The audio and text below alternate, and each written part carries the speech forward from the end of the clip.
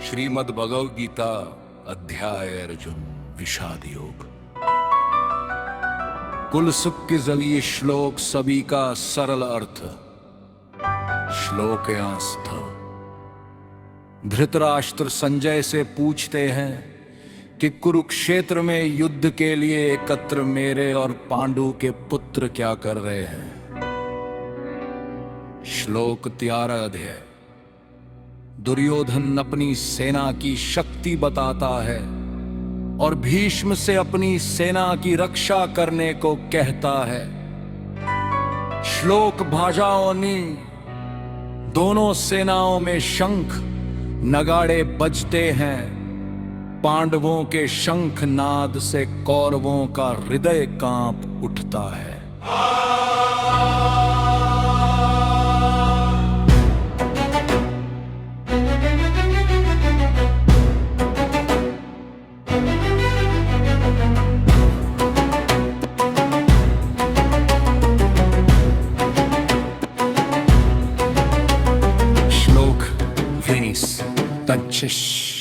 अर्जुन श्री कृष्ण से कहते हैं कि रथ को दोनों सेनाओं के बीच खड़ा करें ताकि वे देख सके कि किससे युद्ध करना है।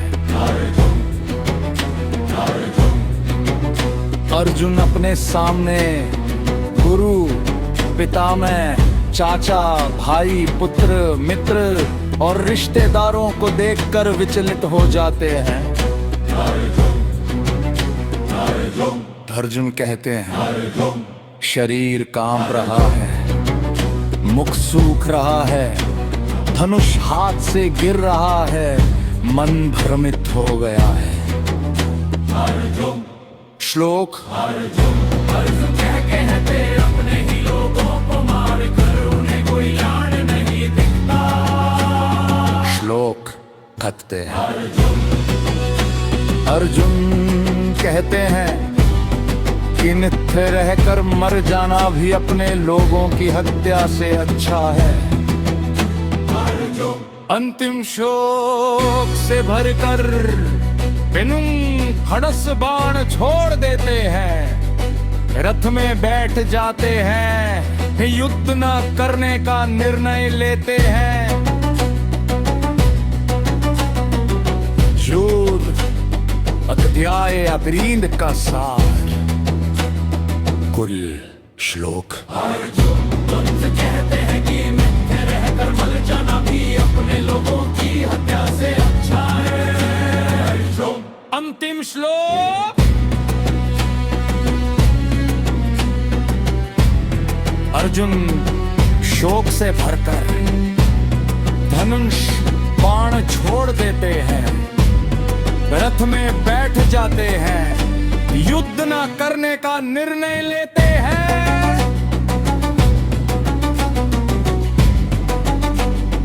जोन अध्याय 3 का सार। कुल श्लोक। मुख्य भाव शोक, मोह, करुणा, भ्रम, यही स्थिति आगे भगवान श्री कृष्ण के उपदेश का कारण बनती है।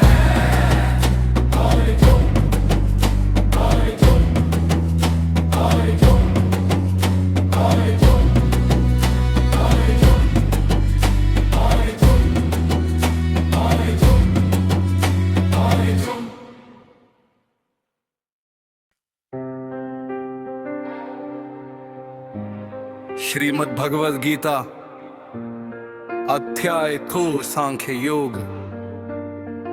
कुल श्लोक जात शिफा।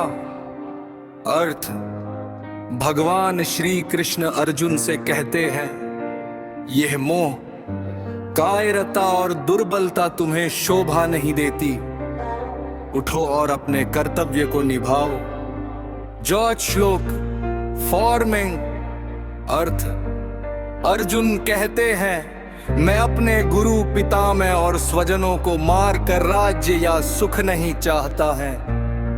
मैं युद्ध नहीं करूंगा। जॉर्ज श्लोक इस्कुराते हुए अर्जुन को उपदेश देने का निश्चय करते हैं। अर्जुन आत्मा न मरती है न जन्म लेती है। शरीर नष्ट होता है, आत्मा शाश्वत है, इसलिए शोक करना अज्ञान है। सुख दुख ठंड गर्मी आते जाते रहते हैं, धैर्यवान व्यक्ति इनसे विचलित नहीं होता। जो असत्य है उसका अस्तित्व नहीं, जो सत्य है वो कभी नष्ट नहीं होता। आत्मा अविनाशी है। जो आत्मा को मारने वाला या मरने वाला समझता है वो अज्ञानी है। जैसे मनुष्य पुराने वस्त्र त्याग कर नए धारण करता है, वैसे ही आत्मा पुराने शरीर छोड़कर नया शरीर ग्रहण करती है। चोक श्लोक परिसेस।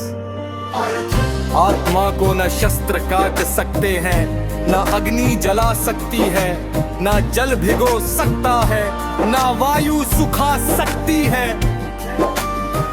यदि आत्मा को जन्म मरण वाला भी मानो, तब भी शोक करना उचित नहीं।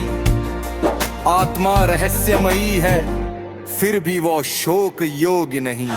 क्षत्रिय के लिए धर्म युद्ध से बड़ा कोई कर्तव्य नहीं।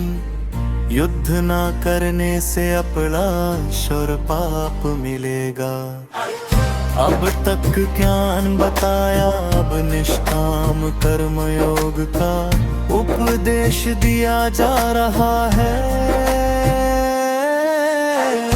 इस मार्ग में थोड़ा सा प्रयास भी महान भय से बचा लेता है। स्थिर बुद्धि वाला व्यक्ति एक लक्ष्य पर केंद्रित रहता है।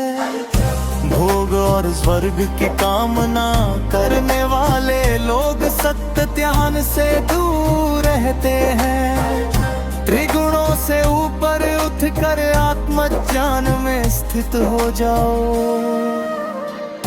ज्ञानी को वेदों से वही लाभ मिलता है जो एक विशाल जलाशय से। तुम्हारा अधिकार कर्म करने में है, फल पर नहीं। सफलता असफलता में समभाव रखो, यही योग है।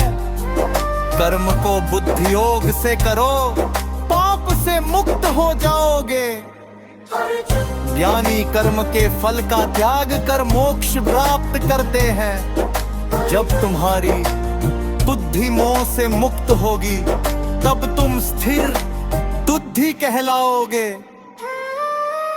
अर्जुन पूछते हैं, स्थित प्रज्ञा पुरुष के लक्षण क्या है?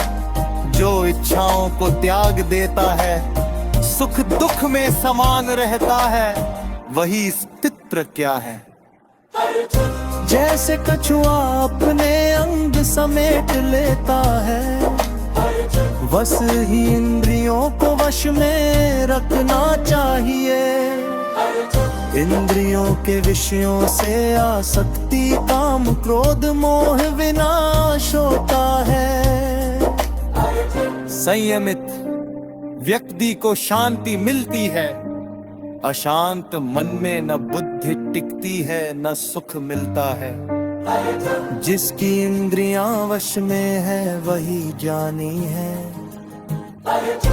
ज्ञानी और अज्ञानी का संसार देखने का दृष्टिकोण अलग होता है। जिसमें कुछ है प्रवेश तर्क भी उस विचलित न करे, वही शांत है। जहाँ ममता और अहंकार त्याग देता है, वही शांति पाता है। यह ब्रह्म स्थिरी है, ईश्वर पावे वाला मोक्ष को प्राप्त होता। ये अध्याय 2 का सार आत्मा नमर है। कर्म करो, फल छोड़ो, संभालो। संयम और पथ्यों के ही जीवन का मार्ग है।